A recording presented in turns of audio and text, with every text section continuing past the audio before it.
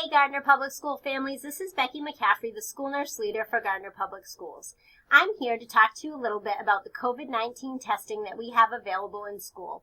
This is voluntary testing, and while it's not mandatory for your child to participate in in-school learning, we do highly encourage all students and staff to participate. This diagram is going to help me explain to you what pooled testing is. Pooled testing is the new initiative that we just started last week. In pooled testing, every person that has consent will get tested once a week. Students in cohort A and C will get tested on Monday, and students in cohort B will get tested on Thursday, and we'll have results within 24 to 48 hours. So, looking at this diagram, we can see one person swabs their nose. That swab is then put into a test tube with other swabs. This is called the pooled testing swab sample. This is the test tube with the pooled swabs. We're planning on testing 5 to 10 people in each pool. The pool then goes to the lab. We're working with the Broad Institute. The lab tests one PCR test on the pooled sample, and then that pooled sample comes back as negative or positive. Many of our pooled samples will come back as negative. Why are we doing it this way in the pooled method rather than individually testing each person? Well, it can be costly to individually test each person. So testing one PCR test on 10 tubes saves us the cost and allows us to test more people with less resources. When the pooled test comes back, if it's negative, then nothing happens. If the pooled test is positive, then each of the participants in that pool test need to come back to the school nurse's office for a rapid antigen test. The rapid antigen test is quick, just like the pool testing with an anterior nasal swab, and then we have results in 15 minutes. The results are seen right in the nurse's office. So we would know after 15 minutes which of those people that tested in the positive pool are positive and which ones are negative. If they're positive, they would go home and isolate, and we would trace close contacts to make sure that anybody that was in close contact with them is able to quarantine and stay away from others according to the state's guidelines. If the pool participants test negative with their secondary test in the nurse's office, then they go back to in-person learning with no restrictions. Elementary school students in grades 2 and over will likely be able to do their own nasal swab with direction from the school nurse.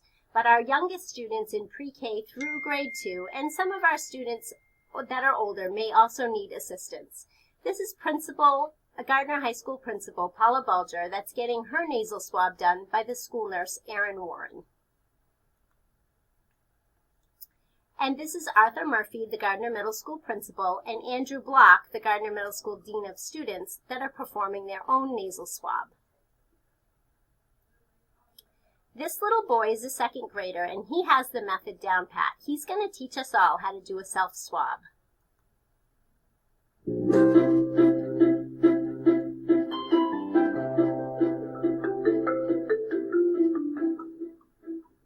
Today I'm going to show you how to do a nasal swab. Step 1. Hand sanitize your hands.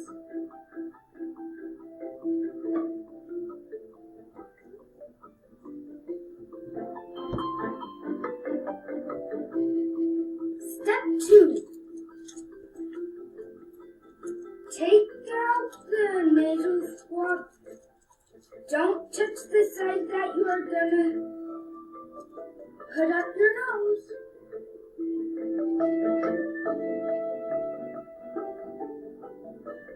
Step 3. Take the swab and put it in your nose and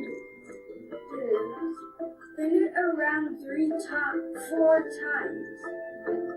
Then do the same thing in your other nostril.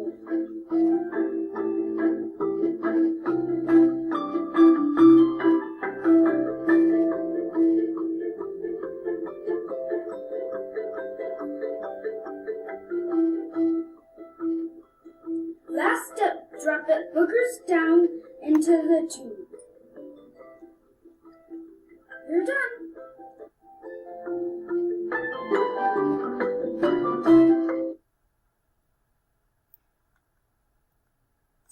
we doing this? Well, we're doing this because we want to keep our school community as safe as possible. We know that virus has not been transmitting in schools in our school district because we've done the work in the contact tracing and made sure that we're not having school-wide transmission. With masking and sanitizing and social distancing and all of these methods that we've had in place, we've really done really well with keeping school transmissions not happening. Outside in the community, though, is another story. And so having this information on people that don't have symptoms but have COVID-19 and could potentially expose others will allow us to keep schools even safer by having those people be out of school and isolate. It will also allow your families and the school and the entire community to be safer by knowing that we need to, be very vigilant. So if we know that people can have COVID-19 and not have symptoms, but still spread it to other people. Having that information will guide you in what to do in your homes and outside of school as well. So I do see it as a community protective factor as well as a school community protective factor. It's another tool in reducing the spread of COVID-19 and to increase the safety of our school community by detecting virus before people become symptomatic and having those that test positive isolate from others. For pooled testing, we must have a parent-guardian consent on file, and the letters were sent home last week. We have had some people having trouble with the online sign-up. If you read each letter very carefully, it will tell you what to do. But you have to sign your student up in their school-specific building. So if you have 3 students that go to 3 different buildings, and you sign them up all through the Gardner High School letter, they're all going to have consent to get tested at the high school and not at their appropriate school. So you need to use the letter that's appropriate for your individual student's school that they learn in to get them tested at that school.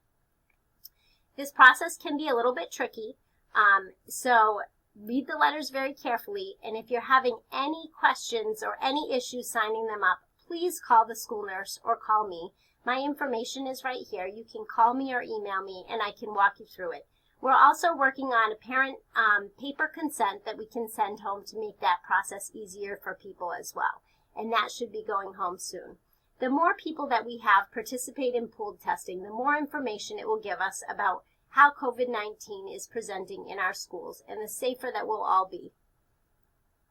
We're all wanting to get back to normal and wanting to get students in the building full time, and this is just another method that we can use to keep our school even safer. And we hope that everyone considers participating in pooled testing. We're all Wildcats and we're all in this together, and we thank you for your cooperation this entire school year. I know it's been difficult. I'm a parent of a 2nd grader myself who's been in hybrid model, and I can't wait to get back to normal. So thank you and have a nice day.